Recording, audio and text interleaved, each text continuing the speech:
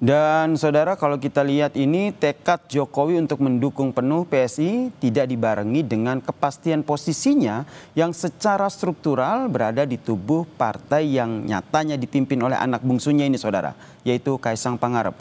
Lalu apakah dukungan Jokowi ini bisa jadi magnet bagi PSI untuk menarik simpatisan dan juga partai politik lain untuk menjadi kawan? Dan bagaimana pula membaca sikap politik dari Prabowo dan juga Gerindra terhadap PSI dan juga Jokowi? Apakah akan menjadi kawan atau justru saingan di 2029 nanti? Kita membahasnya bersama dengan juru bicara PSI, Mas Ali Muthahirin, dan juga analis politik yang juga Direktur Eksekutif Lingkar Madani, Bang Ray Rangkuti. Selamat petang, Mas Ali. Selamat petang, Bang Ray. Ya, selamat petang. Saya ke Mas Ali dulu nih. Jokowi mendukung tapi belum pasti masuk struktural PSI. Emang benar ya ini sampai saat ini belum masuk struktural? Ya, terima kasih. Selamat petang semuanya. Bahwa sampai hari ini selesai kongres kemarin, memang secara definitif Bapak Jokowi belum resmi masuk sebagai struktur partai, apakah di Dewan Pembina atau yang lain. Tapi menurut kami sebagai kader PSI seluruh Indonesia, ketika beliau memberikan spirit perjuangannya di nasihat kebangsaan, di pembukaan kongres, itu memberi semangat bagi kami bahwa sudah ada ikatan batin bagi kader PSI seluruh Indonesia dengan Bapak Jokowi, sehingga itu penting bagi kami untuk memperkuat semangat kami, semangat perjuangan kami. Bergabung atau tidaknya Pak Jokowi itu bagi kami cukup ketika beliau sudah mendeklarasikan dua kalimat yang menurut kami bahkan sebagian peserta kongres sampai meneteskan air mata ketika beliau mengatakan full mendukung PSI dan bekerja keras untuk PSI. Itu bagi kami cukup. Jadi tidak masalah ya? Bahwa Bapak Jokowi full mendukung kami itu bagi kami cukup. Soal beliau nanti bergabung apa tidak, tentu kami sangat bersyukur kalau beliau bergabung, tapi tentu keputusan akhir adalah ada di beliau begitu. Oke, jadi tidak ada soal, yang penting dapat dukungan meski tidak masuk dalam struktural PSI. Bung Ray melihatnya ataupun menilainya seperti apa? Ini 100% mendukung atau masih setengah-setengah kalau tidak masuk dalam struktural PSI? Kalau mendukung udah pasti 100% mendukung ya, sampai Pak Jokowi kemudian nanti berlabuh ke partai politik yang lain. Jadi selama Pak Jokowi tidak berlabuh ke partai politik manapun, ya konsentrasinya adalah membesarkan PSI, meskipun tidak harus masuk ke dalam struktur PSI. Nah, pertanyaannya, kenapa tidak masuk ke dalam struktur PSI saja? Saya kira ada dua pertimbangannya ya. Pertama, pertimbangan citra, dan yang kedua adalah pertimbangan strategi gitu ya. Pertimbangan citra itu kalau misalnya pada akhirnya Pak Jokowi berlabuh ke PSI dalam struktur apapun di PSI, itu justru akan membuat nama PSI agak tercoreng. Kalau mereka mengubah tagline dari partai solidaritas apa begitu menjadi partai super terbuka gitu, tetapi anak dan ayah bercokol di dalamnya, itu sedikit banget akan menciderai citra yang mereka bangun ya. Nah itu menurut saya itu perlu dipikirkan oleh mereka. Bisa-bisa jadi nanti akan jadi bahan olok-olok publik ya, yang merasa apa namanya itu ya, tagline partai terbuka ya, partai anti dinasti gitu ya, kali pertama dalam sejarah partai politik melakukan one man one vote di dalam pemilihannya, macam-macam dan sebagainya. Jadi citranya akan terganggu. Oke, citranya akan terganggu begitu menurut Anda ya, Bung Ray ya. Nah, kalau kita lihat dalam kongres PSI kemarin, yang kedua adalah soal strategi. Strateginya apa? Strateginya ini kan bagaimana mengawal posisi politik anak-anaknya dan juga menantunya. Jadi kalau cuma semua berkumpul di PSI kan terlalu sedikit. Oleh karena itu mungkin perlu kekuatan lain yang mungkin bisa dihimpun oleh Pak Jokowi untuk mengawal politik keluarganya Pak Jokowi, baik anaknya Gibran sebagai wakil presiden maupun menantunya Bobi di Sumatera Utara gitu. Nah oleh karena itu mungkin Pak Jokowi bisa saja menarik kekuatan dari luar, artinya membagi waktu dengan kekuatan di luar. Nah itu mungkin pilihannya. Oleh karena itu mungkin nggak akan masuk ke PSI jika ada partai politik yang mungkin menempatkan Pak Jokowi pada posisi strategis di partainya gitu. Oke, nah, menempatkan Pak Jokowi di posisi strategisnya ya.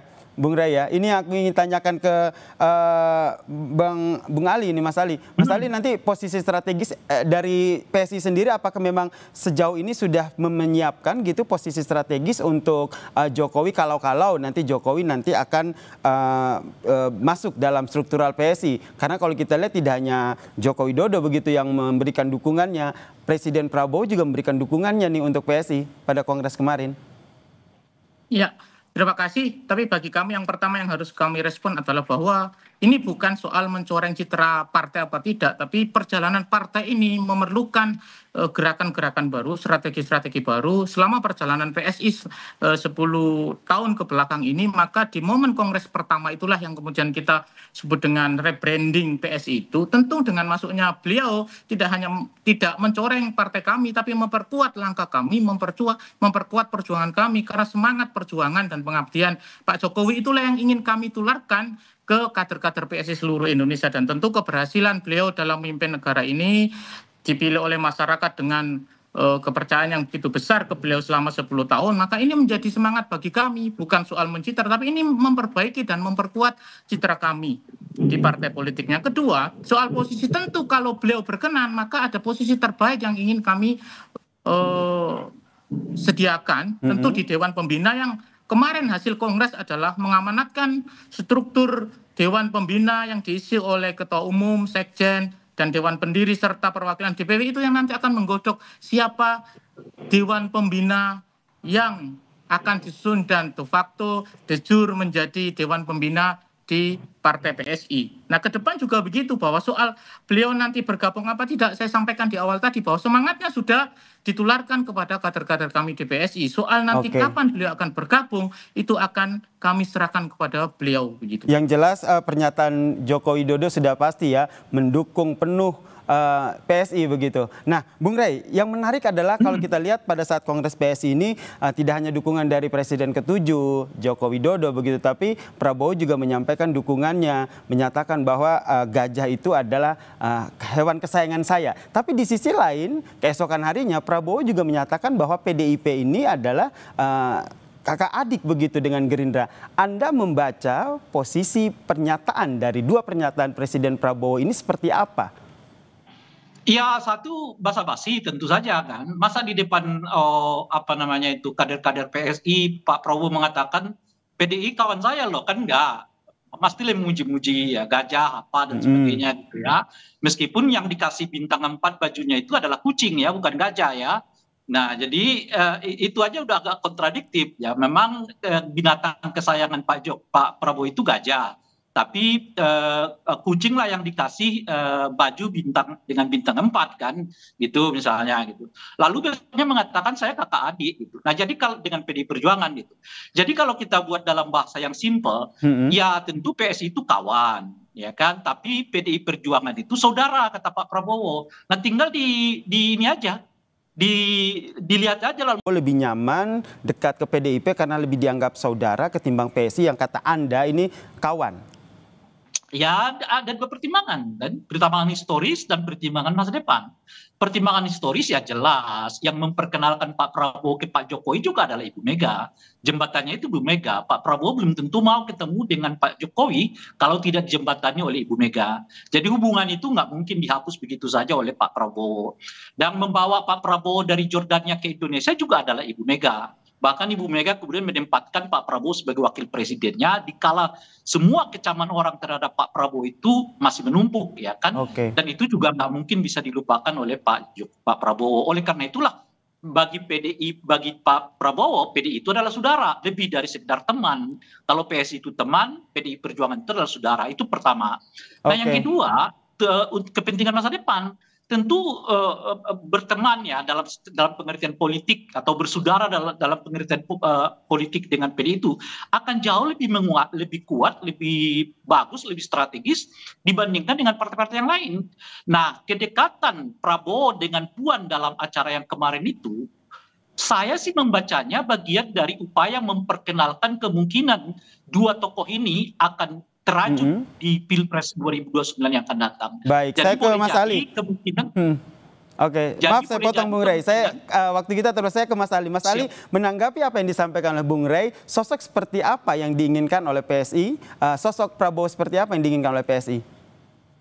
Yang pertama bahwa kita merasakan hal yang berbeda dengan Bang Ray yang kemudian melihatnya dari jauh begitu ya. Kehangatan kami, kehangatan Pak Prabowo dengan ketum kami, dengan kader-kader kami dan kedatangan beliau di Kongres PSI itu kehangatan yang luar biasa. Kami merasakan betul energi positifnya kepada kami. Soal distingsi kawan, saudara itu kan bahasa-bahasa yang disimpulkan oleh Bang Ray. Kami merasakan betul. Apakah kemudian kami dianggap adik, dianggap anak, dianggap saudara, kami tetap merasakan kehangatan Pak Prabowo kepada kami. Belum lagi kehangatan beliau dengan Bapak Jokowi, presiden sebelumnya dan presiden sekarang. Dan kalau kemudian kita ngomong sejarah bagaimana hubungan Pak Prabowo dengan Pak Jokowi, tentu lebih hangat begitu. Dan itu kontradiksi dengan yang disampaikan oleh Bang Ray begitu, bahwa kehangatan Pak Jokowi dan Pak Prabowo sangat luar biasa. Sebelum ke Kongres, beliau mampir ke rumah beliau, kemudian makan bersama, dan itu kehangatan yang bisa kita rasakan gitu loh. Itu berbeda dengan kesimpulan Bang Ray bahwa ini saudara kawan, dan menurut kami tidak ada begitu. Saya yakin Pak Prabowo tidak punya kesimpulan itu begitu loh.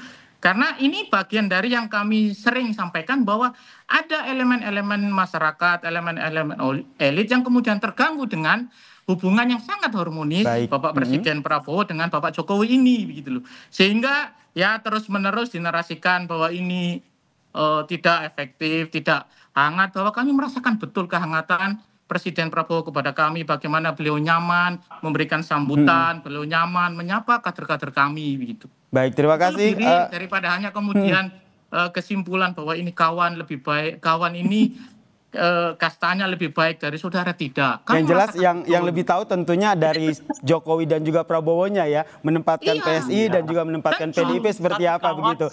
Baik, ini ya. Baik, terima kasih nih buat Mas Ali dan juga Bung Rey atas diskusinya pada sore hari ini. Kita nantikan bagaimana dinamika politik selanjutnya. Salam sehat semuanya.